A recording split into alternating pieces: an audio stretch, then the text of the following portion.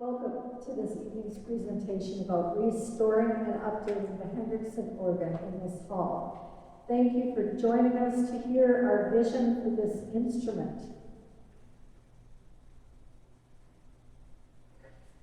The organ was built in 1974 and was the vision of Elliot Wold, who was the choral conductor and chairperson of the music department at the time.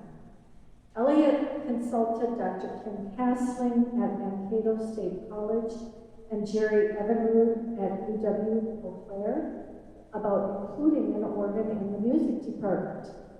There was an increase in organ study across the country in the 1960s and 70s. More music programs began to offer organ instruction.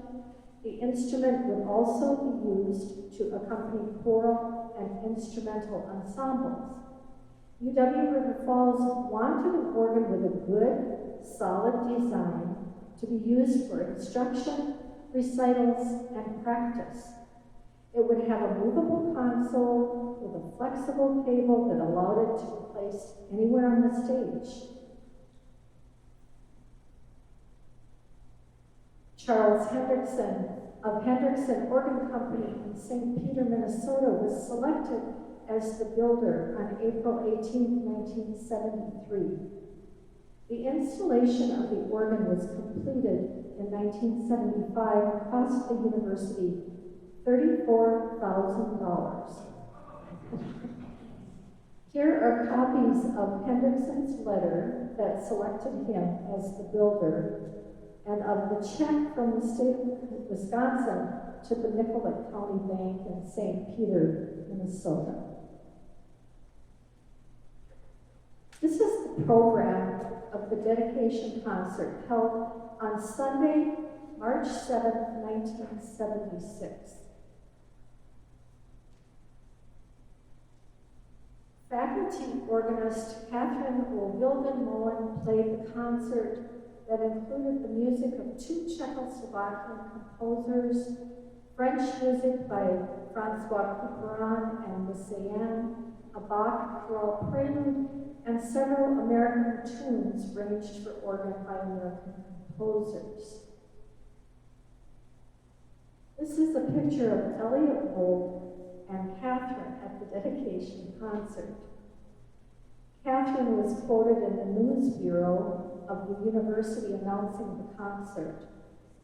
The organ is an instrument that has challenged composers through the ages. Now our students can experience their compositions. Wold said, the organ has opened up all kinds of new literature doors for the choir and for instrumental groups. This slide shows Elliot talking about the new organ with concert attendees. I just enjoy these old pictures, so I hope you do too. As we look to the past for the organ's purpose and function, we find documentation in photographs from the university archives of Catherine teaching. There are also photos of her playing the instrument and more from the dedication concert.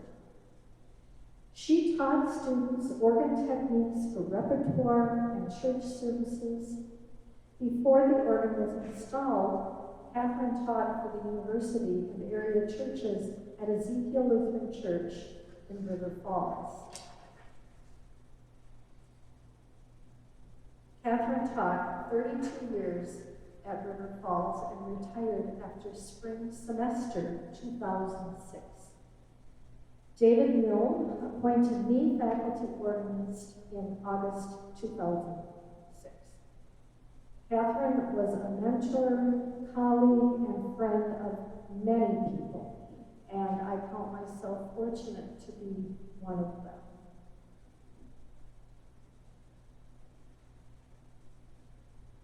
The pipe organ in Abbott Hall visibly distinguishes River Falls from other similar-sized campuses in the University of Wisconsin system.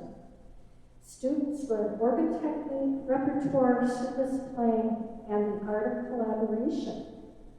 The skills help them obtain positions in area churches where they provide leadership and accompanying roles in worship. There is a shortage of young organists to replace organists in churches that use the pipe organ, especially in small communities and rural areas.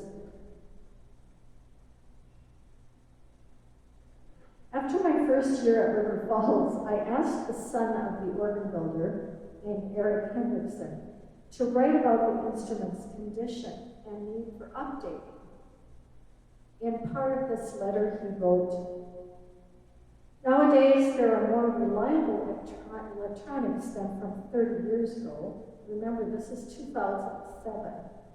Everything would look and sound the same, except for the occasional dead notes presently that exist from time to time. But the wire would be new in the console, and a small fiber optic cable would replace most of the large cable exiting the console. To do this project would cost around $39,000. A quarter of our business is doing updates to older instruments.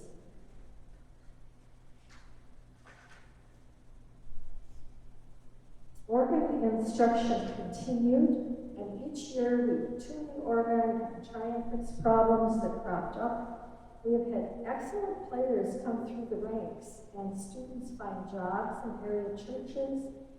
Each year, I receive several calls from pastors in western Wisconsin and eastern Minnesota looking for students to play the organ. The next few slides I call Out and About. In addition to teaching and performing on campus, we travel to other sites to see and hear organists. We attend professional meetings and meet other organists and colleagues, and we give organ demonstrations and let people try out the organ. Here is student Evan Pechacek and one of my other students, Evelyn Rohrbach, playing the Aeolian Spinner organ at Northrop Auditorium.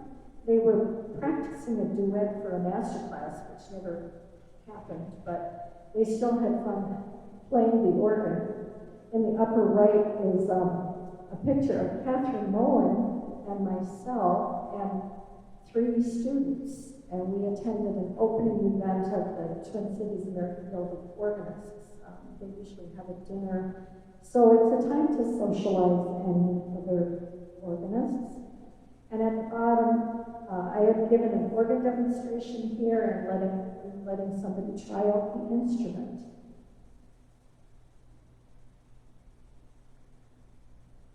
Students assist me in programs that I play, and they perform their own recitals and attend concerts together. In addition to these activities, the organ is used in holiday concerts with choirs, instrumentals, ensembles, and many collaborative settings. This set of pictures shows Evan at his spring recital. He had a junior recital last spring, and 2 of my former 2 students assisting me at a church in St. Paul, Jessica Johnston and Samantha Dusick, are playing one of the organs at House of Hope. And this is a current student, Josephine Brannon, who just played a concert at my church in Stillwater. The idea is to let you know things happen all over with organists. It doesn't all happen here, but it's a collaborative thing. And we have our group of people, and it's important to play other instruments too. The students at River Falls are outstanding examples of youth of today. Music majors and non-music majors have an opportunity to study pipe organ during their time on campus. It's the prime time to learn the instrument while having access to organs for practice and performance. UW River Falls' proximity to the Twin Cities increases attendance at concerts featuring great artists and instruments. This brief history and description of the organ program at River Falls is to help you understand the necessity for restoring and updating an instrument that was designed and built specifically for this hall. This is enough talking. I want you to listen to some of the beautiful colors and sounds of the organ in Toccata Nona by Georg Wachet. It's a rather emotional piece. There are dramatic sections, there are tender sections, there are joyful sections, and it's a nice piece to show off the organ.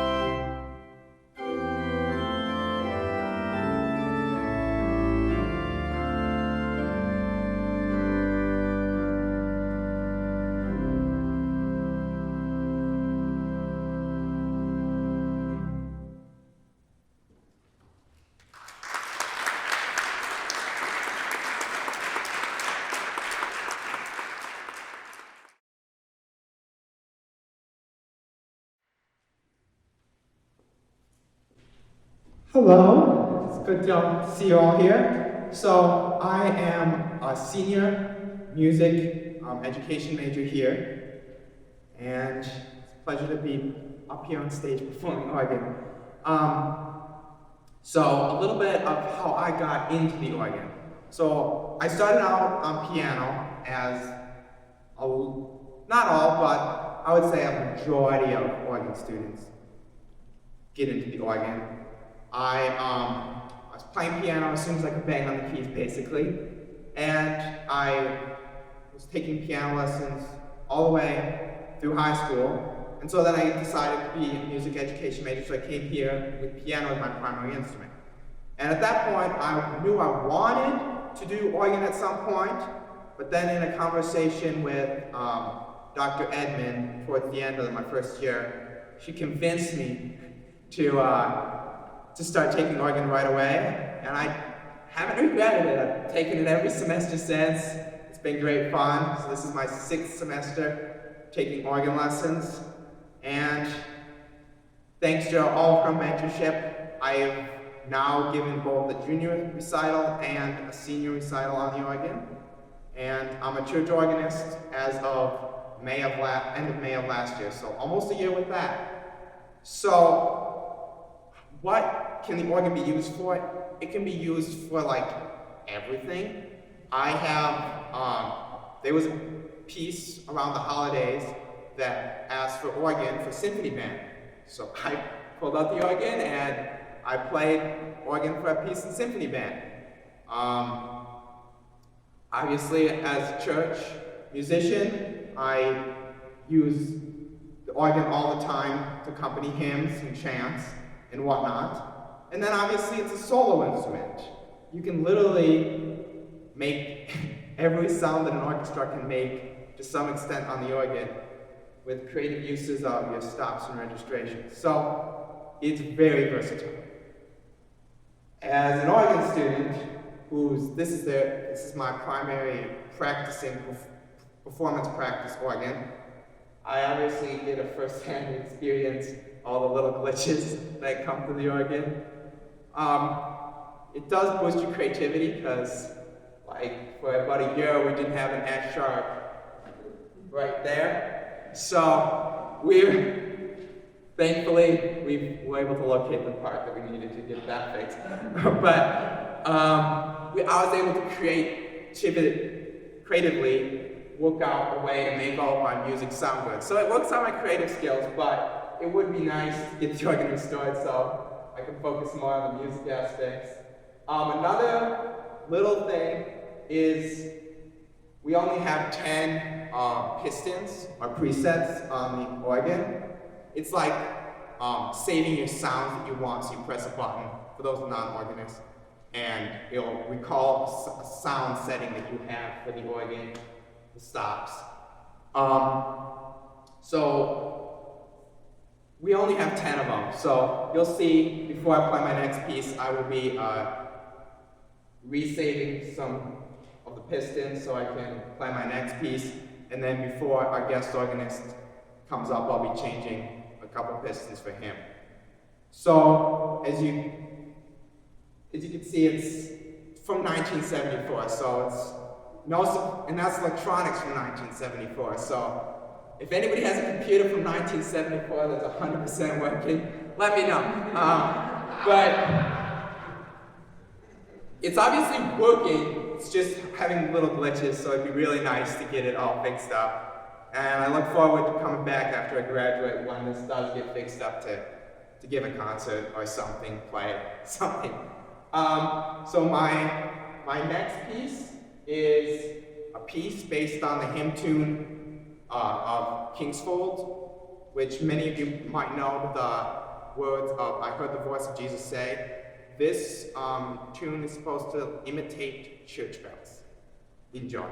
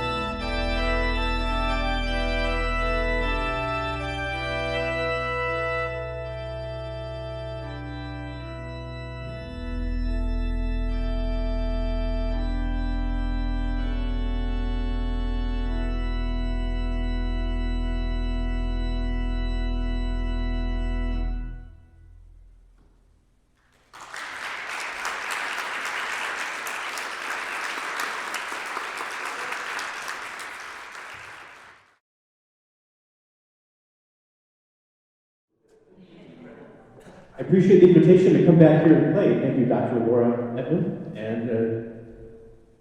and the others at the music department at the University of Wisconsin River Falls. It's great to be back here. The second time in less than a half year for me. I had a chance to play a shared program for one of the coffee concerts back in November, sharing the stage with my brother Dan on piano and also my art nephew, Kyle Hendrick.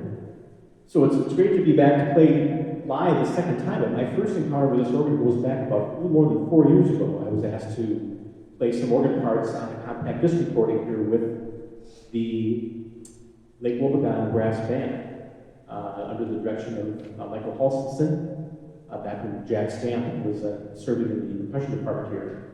And it was a great thrill to make music in this space, collaboration like that, but I'm supposed to speak about the challenges of working with organs in general, and maybe this one in particular. I remember there being some sounds that would volunteer themselves on the organ when not wanted. And thankfully, they didn't stall the recording project. It's one thing when you're in a practice space by yourself, preparing for a program, and something on the organ throws you a curveball. And organists tend to get used to that sort of thing because we deal with a very marvelous kind of a contraption with all kinds of moving parts and all sorts of things that have to be just so to work properly. And it isn't uncommon to have something, come out of place or go this way or that. So we sort of get used to that. But it's another thing when a number of musicians are kind of like a clock and a recording crew. But thankfully, we got through the project just fine. It turned out to be a good recording. And similarly, when I was back here about 6 months ago, I found a few little things on the organ that were interesting. One of them being a stop in the pedal that wanted to volunteer itself all the time and beyond. And in keeping business local here with the little 3M company not far away, I thought a little piece of Scotch tape seemed to do the trick. And taping that stop tab sort of out of the way so there wouldn't be a problem.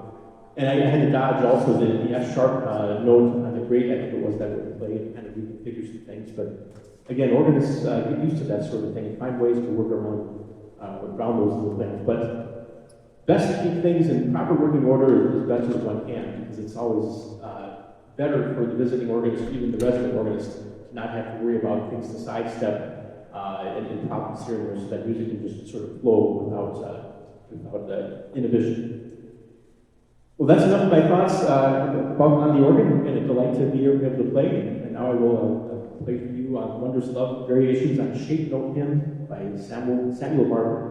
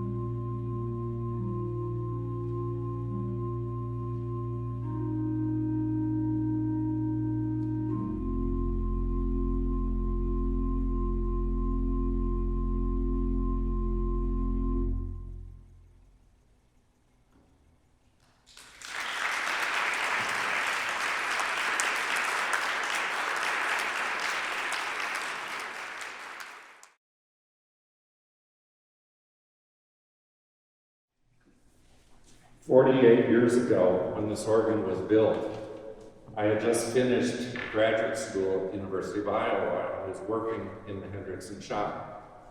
Most of the people involved in building this organ have passed away. Some recently, Charles last year, Bob Sperling, who voiced the organ a couple of years ago. I'm just about the only one left who actually built this.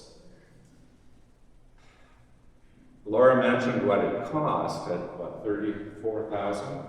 Today, to build this organ would be more like $660,000. It's about $30,000 per rank today. Bob Sperling, who voiced this organ, and I started working together right after this organ was built. And he and I did tone finishing on all of the organs that succeeded this one. He and I got into a lot of arguments about Schiff. He was a German from New Ulm. He loved a lot of articulation in the sound, and you've heard a lot of it, especially in the flutes and the people playing tonight. Today, almost 50 years later, many people find that sound in a small room like this a little bit much. So one of the things that Laura and I have talked about in a renovation of this organ, aside from cleaning it, which it desperately needs, is to soften that chiff a little bit, make it more subtle for this space. I think it would be a better sound in this space. So we have some pictures. I have to admit, I don't remember when we covered this organ to keep the dirt out, but I know it's happened more than once. And it's only been partially successful because the organ is quite dirty. And that's one of the top items that needs to be addressed in any renovation. Now, you've heard about some of the quirks of this organ. This is showing you some of the issues. On the left side is inside of the console, and that's showing the memory system where Evan was setting up the pistons, and that's held inside there on the right side. On the left side are the couplers that allow you to couple the sounds from one keyboard to the other. The upper right picture shows one of the main problem spots this organ has had from the day it was built. And I'm sorry to say, those little silver things that you see going into the wood, those are the relays in the back of the chest. I drilled those holes and installed those relays, and I objected to it because I didn't think it was a good idea to have that kind of a relay. They are surplus parts that were purchased at Axman Surplus in Minneapolis. We had no extras, so I could see if they started to fail, there'd be no way to replace them. And that, in fact, is what's happened. Those relays have begun to fail. And some of the solutions are not pretty out there. There are some small relays dangling from the wires. And that is the source of that F sharp that was dead as that relay died. On the bottom picture, that's in the console, the bottom right picture, and that's a spot where you could kill yourself. There's some 110 exposed wire.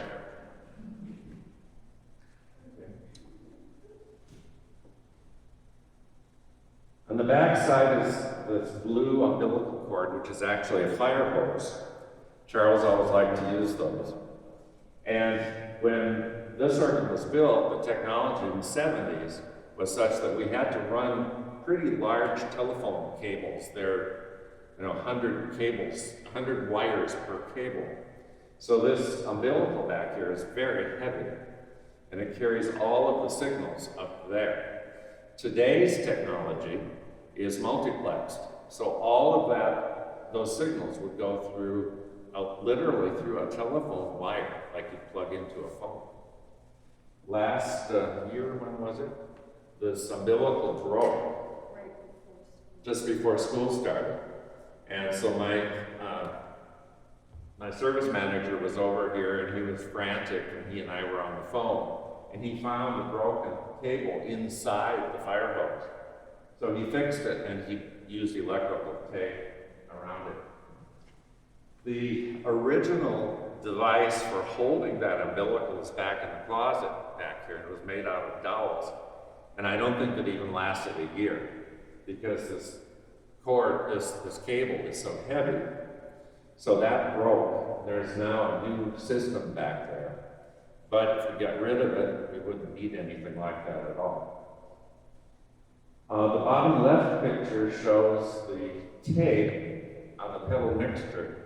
Now, if you have the stop list in front of you, it says the mixture is prepared. So that pedal stop never was put in, but the switches were put in for it, but there aren't enough pipes. So it works, but as you go up the scale, it dies out. I wish the tape wasn't there, we could demonstrate. It's kind of useless. One of the things that I would like to do in a renovation is to actually put in that prepared stop and put it way up on the top, on the front edge, so there's a little bit of a visual protection for when you're up there. It's kind of terrifying to be up there. There's no railing. And the bottom right picture, you can see afterwards when you come up and take a better look at it. I'm not sure why this happened, but the swell shoe, single swell shoe, opens and closes the shutters up here. Next to it, you can see a piece of plywood fit in there, where there was supposed to be a crescendo pedal, but it was never installed.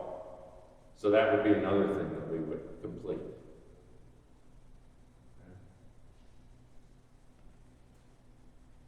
I did a lot of the wiring on this organ in the shop. I was not here for lifting parts into place. But when the first time I walked in the room, the first thing I noticed was these 4 pipes with short feet. That was a mistake. They were supposed to be as long as the other feet. And this had bothered me for almost 50 years. So this is something else that we will fix. We would send those pipes to a pipe maker and he'd put on longer feet. The right picture is the wooden pipes up against the wall in the middle. One of the unusual things in the Hendrickson company, and I think it was a good idea, we built our own wood base pipes out of plywood. We knew that in this climate, with our humidity swings, wood tends to split. And so pipes made out of plywood are much more stable, and that's been very good. Unfortunately, the upper lips on those pipes, which you can see kind of at the side here on the right, are solid wood, and every single one of them has split. And they've been filled in with plastic wood, and that's what you see smeared on there.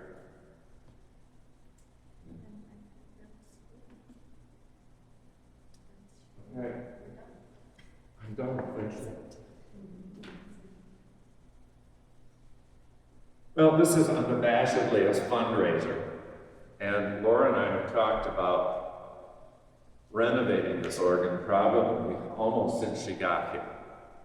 I was at the dedication when Catherine Moen played, and even at that time I was worried about those little relays that I had installed because I knew they were not going to last. And that has been a source of continuing irritation for Laura for all the years that she's been here, and I think for Catherine before her. So one of the main things that we're planning in the renovation is to rip out that part of the electrical system, the relay, and replace it with a system that's very robust and would handle that. Plus, Evan mentioned the problem of the pistons.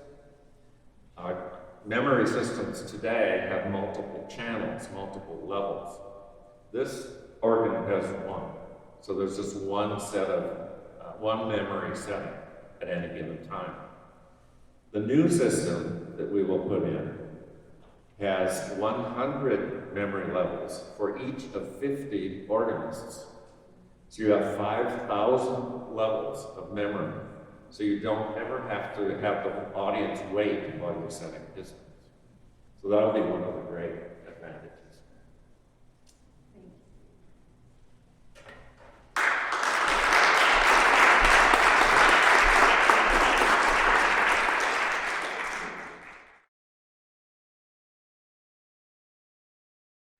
Greetings, I'm David Milne, Chair of the Music and Stage and Screen Arts Department, and it's a pleasure to be here this evening. And a special thanks to all of you who came out on this rainy evening to join us for our organ showcase and to hear about our special instrument here in Abbott Concert Hall, the Charles Hendrickson organ, its special needs for our faculty and students. I've been at the university for 32 years, much like Catherine Mullen was. I was first here in 1990 and had the distinct pleasure and privilege of working with Catherine Mullen for 16 years, after which we hired Laura Edman to serve as our organ instructor for the last 16 years. And so I would just like to, before we do anything more, acknowledge the faculty, the memory of Catherine Mullen, as well as our current faculty, Dr. Laura Edman, for their leadership, passion, and commitment to restoring our organ here in Abbott Concert Hall. Would you please join me in acknowledging Laura and Catherine?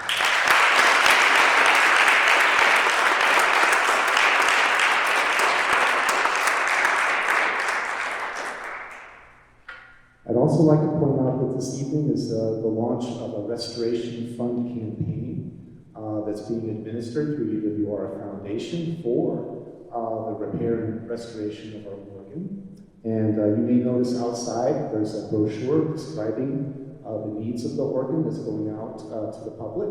You're welcome to take these with you this evening to learn more about the organ and its repair and restorations. And in addition, perhaps even more importantly, we have a donation card here. And so any of you, all of you, are welcome to make a contribution towards this important project that we are launching a year-long campaign. You have two ways to pledge. One is via a check, and we would ask that you make a check out to the UWRF Foundation. And please indicate the box that says Organ Restoration Fund so that we know that it's dedicated for that purpose. As you may know, the UWRF Foundation develops funds for many purposes on our campus, but we want to make sure that if you do make a donation towards this special project, that it clearly will go towards this purpose. In addition, we have a link established on the UWRF Foundation website where you can donate via credit card, and that link is also provided here on this donation card. You can take this with you and look up the web link. We're also sharing that with the community through our UWRF websites and our UCM departments. So I'd just like to remind everybody there to please acknowledge our efforts here and make a donation. Donations of any size make a big impact. You know, if you think about the 1,258 pipes that are in our Hendrickson organ, if we all found about $100 for each one of those pipes, we'd be well on our way to the majority of the restoration for this particular organ. Think about all the keys that you're seeing on the manuals for the organ. Just a similar kind of donation level for each one of these keys. If we all commit to this as a group, as a community, as members of the music department and our College of Arts and Sciences and university community, we can build this fund. So I just implore you, please consider a donation, and also please share this information with others who may be likely to make a donation. So for example, if we found 10 donors that could each make a donation of $15,000, we would be well on our way to the majority of funding the restoration of the organ.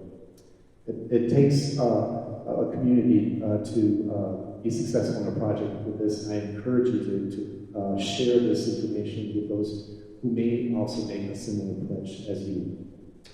I'd also like to acknowledge and thank the folks who are helping to make this evening occur. In particular, our music faculty.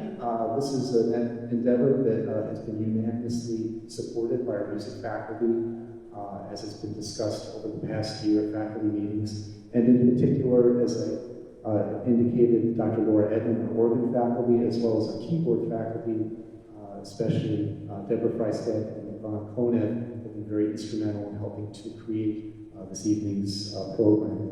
Special thanks to Jenny Hansen, our music department associate, and to our College of Arts and Sciences Dean, Dr. Dean Young, who I know is president of the ACT. Thank you, Dean, for being here and supporting us in our college. The UWRF Foundation, particularly Rick Foy and Kelly Burrows, have been very instrumental in helping establish the fund for the restoration of the organ. And we'd like to acknowledge also the UWRF Communications Department, Tony Budall and Pamela Powers, for helping to get out the word to the community. You may have noticed there's a big full-page article in the most recent Star Observer about tonight's event, as well as the Restoration Fund. And our UCM department is doing some wonderful work that way in communicating this endeavor to the community. We would especially like to thank the organ companies, Randall and Engen, for being here. David, thank you so much for being here and providing your expertise and so vividly describing the many repairs that you have and your colleagues have repaired this organ over the years. And I know it's a labor of love, and I'm very grateful for it as the department chair. And we would love to see this organ updated and not have to pay repair bills every year, frankly. So thank you, and also to Andreas Hendrickson from Hendrickson Organ Company, Charles' son, who also has been involved in much of the repairs over the years. We'd like to especially thank our performers this evening, Dr. Tom Barnett, whom you heard along with his son Tyler performing the trumpet, with Dr. Edman in the opening piece. Our guest stars, Bill Chouinard from St. Andrew's Church in Matamita, Minnesota. He's one of the leading organists in our community. So we really appreciate you being here, Bill, and providing some special music for this evening. It's really wonderful. Thank you. We'd like to acknowledge David, again, for providing remarks on the repair of the organ, and Evan Pechacek, our student performer, for representing the many students. And if we think about all the students that Catherine Mullen and Laura Edman have taught over the years, these are hundreds of students who have learned at this organ with the expertise of our faculty, who have gone out to become church organists and musical leaders at churches and communities throughout the region, throughout the United States, moving on into careers in keyboard artistry, arts administration, church leadership, etc. And so our students like Evan, we're seeing success. You know, I was so excited when Evan shared with me last year that he had won a new organ position and is now a professional organist. So that's why we're here at UW River Falls, is to support the work of our students. We're a student-focused university, and we want this organ to be restored so that we can continue to provide that excellent experience for all of our students for years to come. Lastly, I'd just like to invite you, before we invite Laura Edman and Bill Chouinard for our closing work this evening, just again to thank you for being here this evening, and we'll have refreshments out in the lobby if you'd like to join and speak to any of our organists about the performances, to David regarding the organ itself, or to me about the Restoration Fund. We'd be happy to share some moments with you and camaraderie. So thank you once again for being here this evening, and will you please join me in welcoming Laura and Bill back to the organ.